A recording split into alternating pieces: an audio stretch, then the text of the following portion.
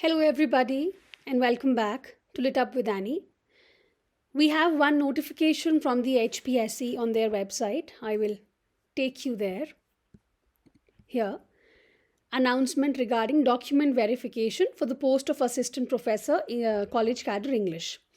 And this is the notification that they have taken out. I just want to actually go on to read this. The subject test knowledge for the aforementioned posts was conducted by Haryana on this. पहले तो शायद date भी गलत है. The candidates bearing the following roll numbers have obtained the minimum cut-off marks of 35% in subject knowledge test. सो एक चीज़ तो यहाँ पे हमारी इन्होंने क्लैरिफाई कर दी कि इन्होंने 35% का एक एलिजिबिलिटी क्राइटेरिया रखा और जिसके 35% से ऊपर आए हैं उसका रोल नंबर इसमें इन्होंने डाला है. They have not mentioned whether it is of a particular category और it is generally for everybody.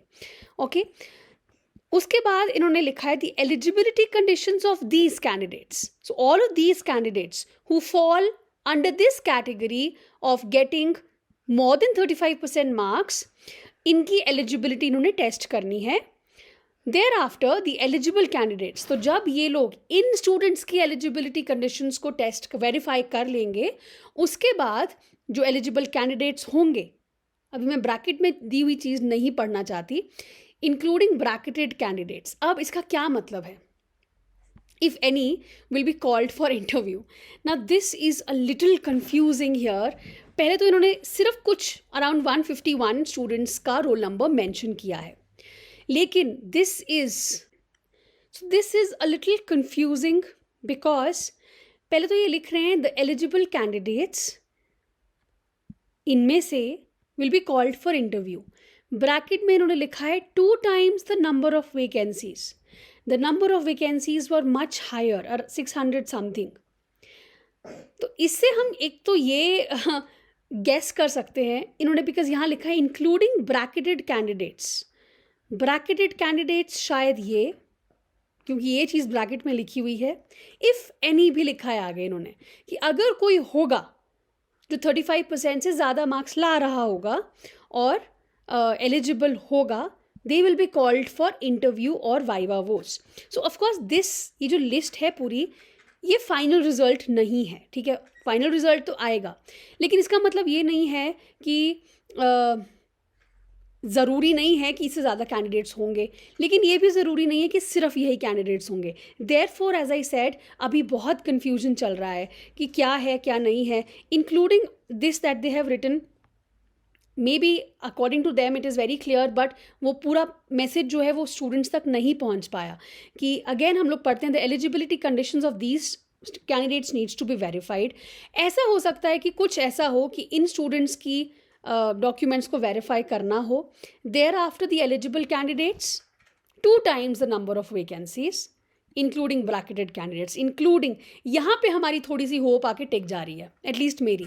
I don't want to believe कि सिर्फ ये रिजल्ट है. I am literally for the very first time in 7 years of my teaching career I am this shocked कि सिर्फ ये इतने से स्टूडेंट्स हैं, बाकी का क्या जो. और क्योंकि ऐसा नहीं है कि मैं ये कह रही हूँ कि और होने ही चाहिए थे, but you know when I have seen their papers, I had taken writing practice का एक कोर्स मैंने उनके साथ किया था. I've seen their writing style, I've seen consistently their papers.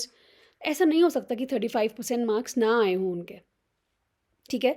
तो अभी I am still keeping a bit of hope, although not much. I just want to tell all of you not to get disheartened अगर यही result final रहता है तो, ठीक है. Because believe in your self. अगर आपने बहुत अच्छा पेपर किया था, आपको लगता है कि मैंने अच्छा लिखा था और नहीं हुआ, कोई बात नहीं, ऐसा सबके साथ होता है लाइफ में. मेरे साथ भी ऐसा हुआ है लाइफ में पहले कि कोई एक पेपर मैंने लिखा था जब मैं मास्टर्स के लिए जा रही थी और मेरा पेपर मेरे अकॉर्डिंग बहुत अच्छा हुआ था, लेकिन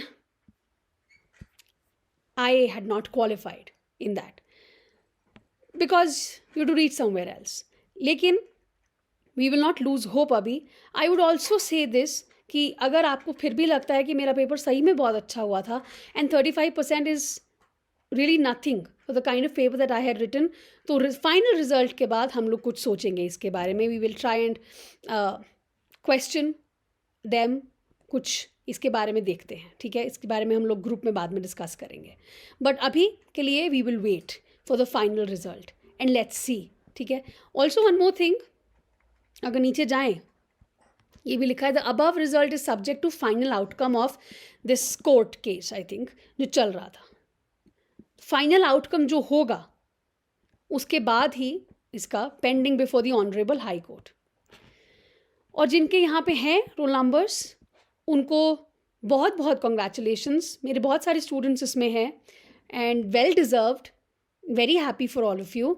तो अब आप लोगों ने अच्छे से डॉक्यूमेंट वेरिफिकेशन करानी है. 9 बजे है 16th को. ठीक है. So I don't know what more to say right now honestly, but yes, just don't be disheartened, I would say this, and we will wait. And talk to me if you feel really sad.